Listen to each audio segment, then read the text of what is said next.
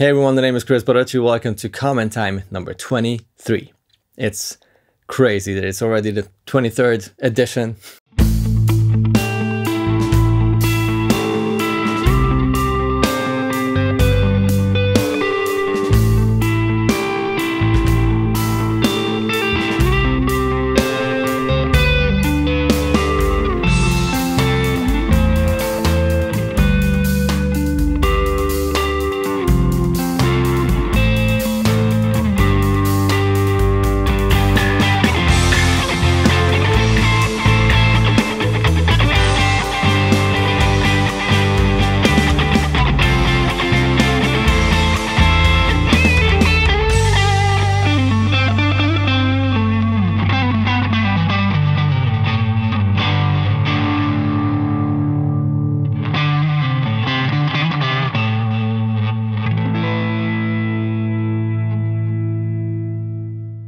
I love seeing the comments. I try to answer as many as I can. And if it's a comment that I think would be interesting for more people than just the person who was asking, I try to gather them in one of these comment time videos. So why don't we start with the first one, which came from Brian Sharma 89. I'm having doubts to whether change my stock pickups to DiMarzio Fred. Is it all marketing hype? Or does it really make a difference on how the note is perceived? Or should I just invest in a guitar EQ? Okay, that's a good one. It's not a hype. It's not marketing, blah, blah. Good pickups are just good pickups. And if you have an issue with your instrument and you know that it's not the electronics because, I don't know, you swapped them, or because the guitar was not an inexpensive guitar, so the pots and everything else in the electronics is gonna be fine, like good quality pot and capacitor and everything is, you know, reliable, doesn't kill your tone, etc. In that case, if you don't like the sound of the guitar, it's very important to make sure that you test around with the pickup height. On a humbucker, you'll have the two coils, first and second. Wait, let me grab a humbucker guitar. So you have the two coils of a humbucker. In this case, it's a Zebra. And you can raise up on most of these pickups the pole pieces of one side. In that case, these are screw heads. Some humbuckers will have like a hexagonal screw. In that case, you just grab an Allen key and do the same thing. Fact is that if you raise the pole pieces of one coil of a humbucker, you can definitely change the tone of that humbucker. Also, if you raise the whole pickup closer to the strings, it will sound different than if it's like medium far or like really far from the strings. So you should definitely experiment with pickup setups, pickup height, until you are most satisfied with that guitar, how it sounds with the pickups you have in the guitar. And if you're still not happy, then it's just the pickup, which is not your thing. In that case, you will be much happier with a pair of pickups or just that one pickup that you kind of read about. In that case, you mentioned the DiMarzio Fred, which is Joe Satriani's signature pickup, and it's one of the coolest ones. I put a couple of those in guitars, and those pickups are just so good. They're like a slightly modified PAF, a little hotter, more mid push, but very much PAF humbucker style pickup. Really cool for lead playing, for like rock music in general. Great pickup. So it's not just an EQ, it's about the overtones a pickup will sort of capture or not, because yeah, if certain frequencies just don't appear in the cable coming out of the pickup, there's no EQ that can magically make it appear, right? If there's nothing to work with, an EQ can also not really make wonders. An EQ can shape and tailor the tone, but it's best looking at EQs as cutting devices, frequency removing devices. So if you have a pickup that's just super mid-rangey and you want a little less mid-range, but otherwise it's really cool, then grab an EQ pedal or an EQ rack or whatever it is, a plugin, and just remove the right kind of mid-range a little bit, just a few dBs, and that's going to be perfect. If a pickup is just a tiny bit too open, sizzly, just remove something around, I don't know, 4K or upwards, and then it's less sizzly. So that's cool. But if you feel like it's, you know, the pickup just sounds a little too flat or too weak or not enough dynamic, EQs will not change the feel of a pickup and will not give you more harmonic content. No way. Okay, let's do this. This is the hate comment of the day. It's from Deli Crow, passive aggressive. You are just another ordinary YouTube seller and you are misleading people. Why did you change guitars/pickups when you were presenting different voice modes on the pedal? And then a minute later, you were back on the Strat to present Fat Switch. There are shitloads of differences. Do you stick to plural in this case? Let me know in the comments below. There is a shitloads of difference between Strat neck single and Tele neck P90. Okay, well, the first half, the friendly part of the message, whatever, man, you know, I'm not here to convince anyone to believe whatever I say. I do the channel because I love it. I don't earn enough money with this to fake stuff because it's so tiring to lie, and I hate liars. So I will not go there, but you think whatever you think, man. I'm not here to convince anyone. So that's, you know, that's your opinion. Totally cool. Why did I swap guitars when showing two modes of a pedal? By the way, we're talking about this pedal. It was the Wampler Moxie, which is a very nice sort of Tube Screamer TS10 kind of pedal, but it does a lot more with the voice switch and the fat switch.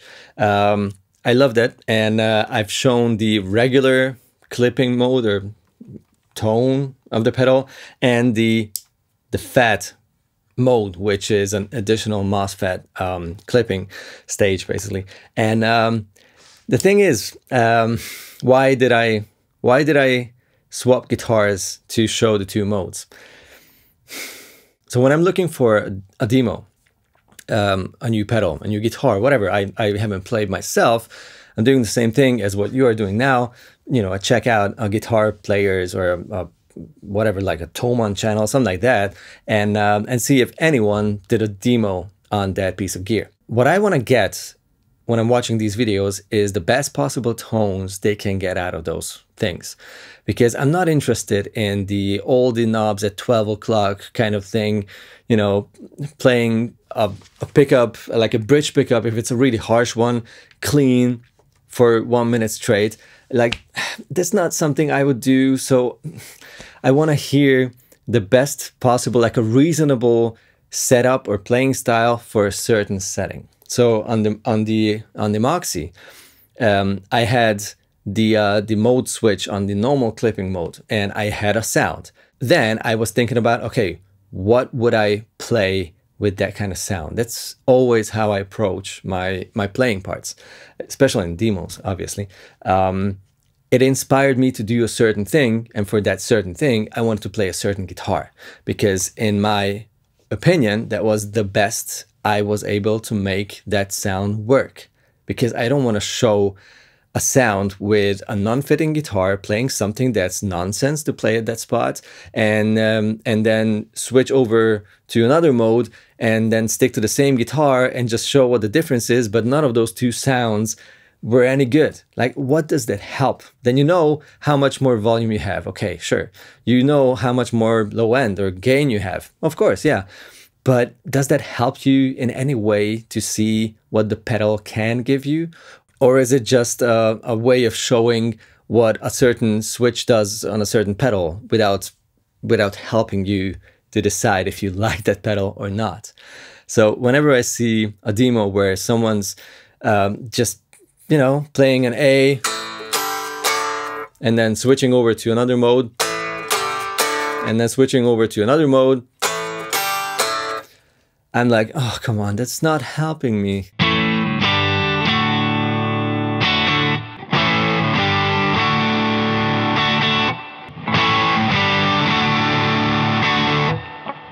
I think it makes much more sense for us viewers when watching a YouTube review or demo to see what are the best possible tones someone can show me with a certain setting of a certain piece of gear, and not on, is he using the same exact guitar with the same pickup selection, whatever. It's not an A-B comparison. If I'm doing something like that, that's a very different story. There, I will obviously stick to the same rest of the rig, like guitar, amp settings, etc. But if it's just about a pedal with a couple of different voicings, I mean, I don't want to show how harsh one sounds to another because I didn't, I don't know, adjust the tone knob or something, or the volume or whatever. I want to show the, you know, in the best possible way I can, how all those modes work. I'm having trouble with pronouncing this last name. Sorry, David. It's David Matei. Sorry. Hey, Chris. How did it come about that you want to do your distortion with overdrive pedals and not with amplifiers? Don't like amplifier distortion, or what's the reason? Cheers, David. Cheers, David. I do love amp distortion. Definitely do. For the longest time, I never touched any overdrive pedals. I think I bought my first overdrive pedal, which was my TS-808 reissue, which I own still. Oh gosh, maybe 15 years after starting playing the guitar. The thing is that as soon as you have an amp that does a really nice gain tone, you will have the next issue. Like, okay, maybe it's a high gain amp, but you want a nice clean tone as well, and a nice low gain crunch tone. And then things start to get complicated, because then from this point on, you need a 3-channel amp or a 2-channel amp where the clean channel is A, nice, B, takes pedals well, to give you the option of turning on a low gain crunch pedal. And then you have your clean, which is the amp clean, crunch, which is the amp clean plus an overdrive, or the high gain or more distorted tone, which is the amp's dirty channel, overdrive channel. So then things start to get complicated. And then as soon as you use an amp overdrive, you need the FX loop for delays, reverbs, chorus, if you don't want to distort those, because that's the only way of keeping them clean if your amp is distorting in the preamp section. So that makes using pedals and using effects a bit more complicated. From that point on, you need the 4-cable method with which you can achieve to have like a couple of pedals in front of the amp and a couple of pedals in the FX loop. Then all those cables run back to your amp and back from your amp, and then, you know, it's starting to get complicated, and I did that for a long time. But the issue is still that you have that one drive tone, your amp does, and that's it. And if you want another overdrive tone, then you need another amp. Like in most cases, amps that I like are really expensive, and I never had the money to stack amps. To buy like 3 or 4 really cool amps, a Fender Blackface for clean, and an AC30 for crunch, and then maybe a Bogner for like all the gain structures, and then a Mesa for high gains. Like, who has that kind of money? I never had. So I desperately wanted to like overdrive pedals, but I didn't. I hated most of them because they just sounded so disappointing compared to like a really nice high gain Marshall or Mesa or Rivera, whichever amps I was like totally in love with. And then many years later, I think it was the King of Tone, actually. I think that was the first overdrive, like higher gain overdrive pedal, a really well stackable overdrive pedal that sounded to me as good as any amp drive tone. I was like, where's that low end coming from? Why is it so tight? Why does it have all those beautiful sparkly things on top? It's just a transistor overdrive. It's just a stupid pedal. How on earth does that sound so good? And most importantly, the sparkly, sweet, low gain sounds just work really well if you're using pedals instead of amps.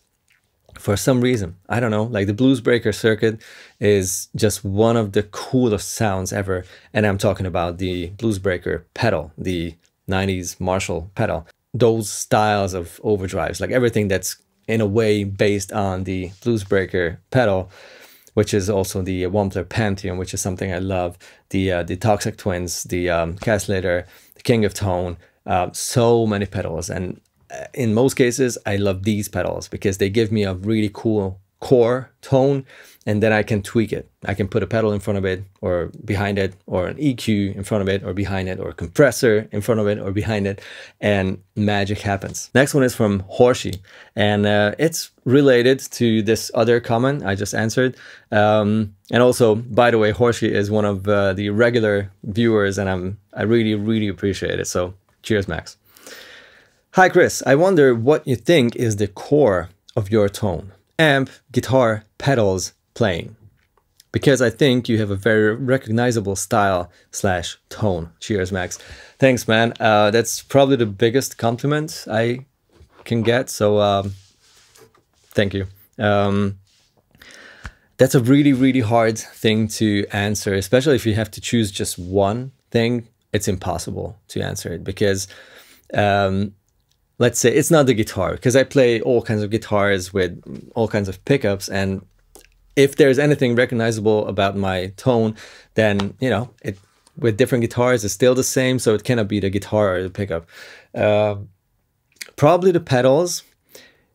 Then again, if I had the same pedal boards with a very different amp, I would sound very different, and most of those amps will not react to my pedals as well as my amp does. So it's not really only the pedals.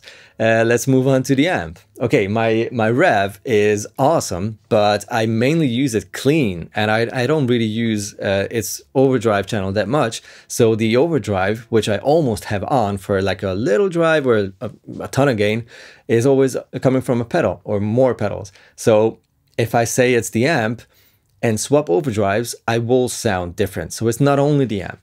It's much easier if I don't have to pick one thing, like the amp or the pedals or the guitar or the playing. I would say in terms of gear, it's the pedals and the amp.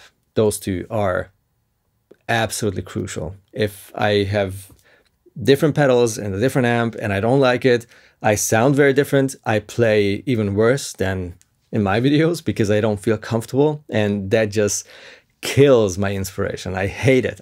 It's not fun. If I don't enjoy the tone coming out of the amp, I hate playing the guitar. Then I just rather unplug the guitar and play it acoustically, because that's something that I know and love and I can trust it. You've also mentioned playing. It's definitely a thing. And I'm not saying like, these are magical fingers. No. No, believe me not. It's just a way of playing. I use my fingers a lot to pluck the strings, also a pick. So I would go back and forth, or use like this hybrid picking, which means that I have my pick in my hand and I use the middle and ring finger, sometimes even the pinky, to pick some notes. That sounds very different compared to picking everything with a pick. The way you bend notes, the phrasing, especially if you're improvising, your playing style changes the way people perceive your tone a lot. So I, for example, have a pretty heavy right hand. If I play a certain rig with a tone, whatever, it's like, let's say it's slightly overdriven, I play it, it sounds slightly overdriven and pretty presence heavy, or like open, let's put it this way.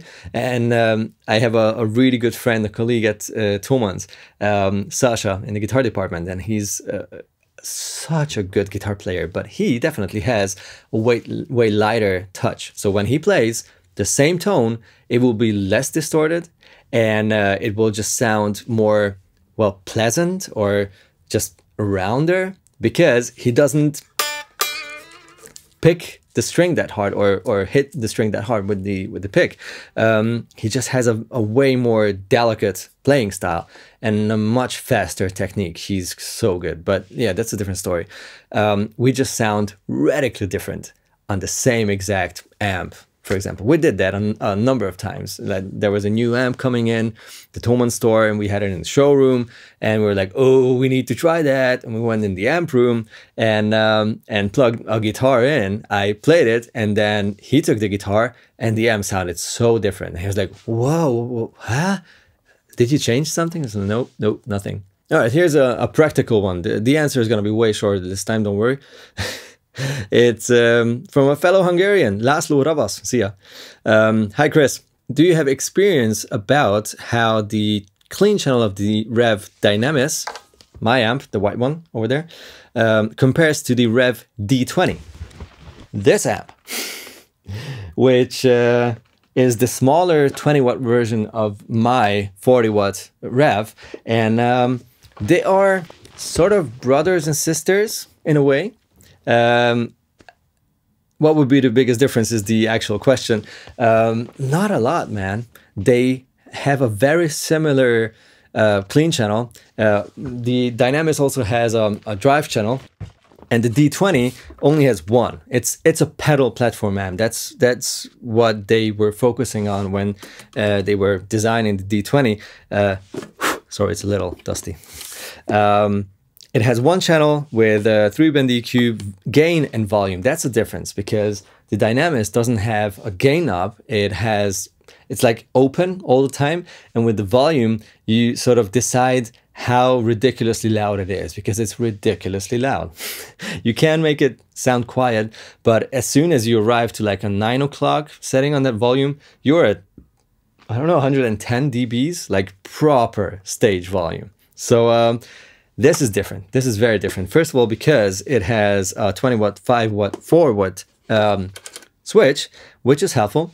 But also you have gain and volume, and there's also a boost. Like if you pull out the gain, you engage sort of a preamp boost, which will give you a nice and crunchy tone, especially if you crank it. This one loves pedals as well. It's crazy good as well. So if you like the tones I'm getting on the channel, but you think like, okay, that's just too expensive, which it is, you know, it's a 2K, I think around 2K, the Rev Dynamis. It's, you know, a hand-built Canadian-made amp. It's not going to be budget friendly. This one costs pretty much the half of that, and still has enough volume for not ridiculously loud bands, and it sounds so damn close.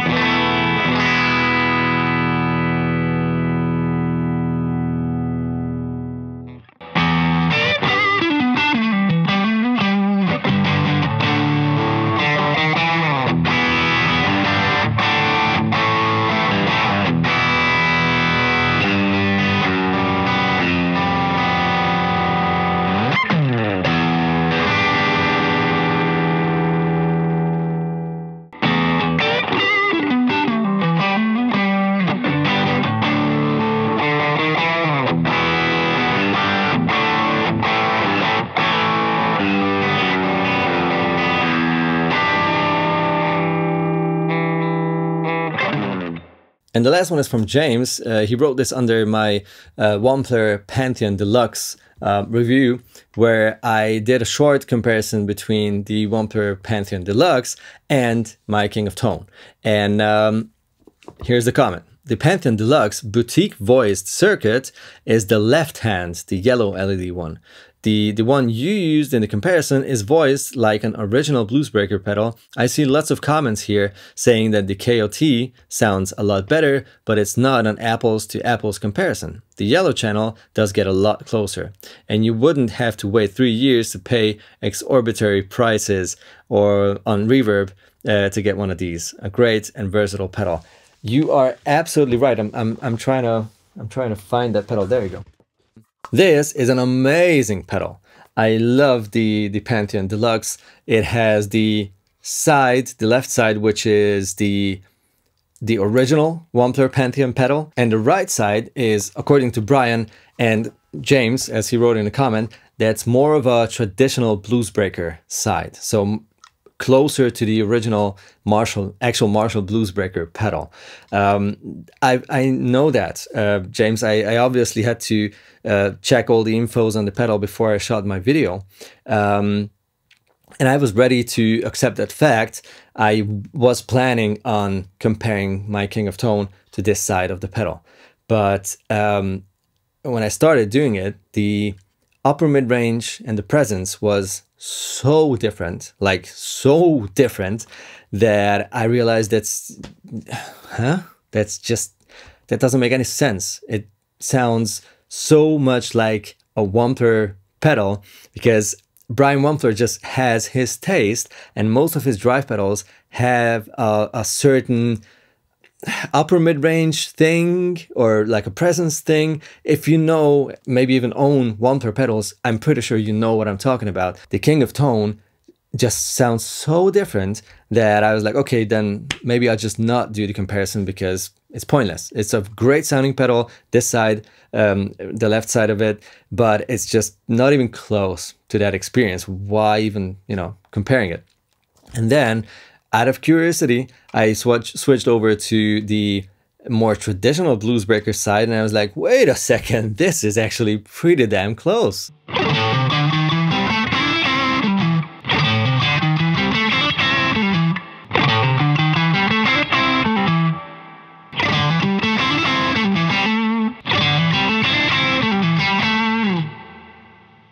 Like much closer than this side. Now go figure that out. This might be different depending on which guitar you play, how you play, and what kind of amp you're plugging this in. But with my rig, which is fairly honest, like it shows all the differences between pedals, that's why I stick to this amp. The traditional Bluesbreaker side, well, on paper, just came so much closer to the King of Tone. I was like, yeah, I don't care what I read in the info sheets and wherever. This just makes way more sense. It's so much closer. Alrighty, meet you down there in the comment section below. Let me know if you have any questions, anything you want to share. I'll be down there checking those comments out and answering whatever I can. See you next week in a new video, and as told, meet you down there in the comments. Bye-bye.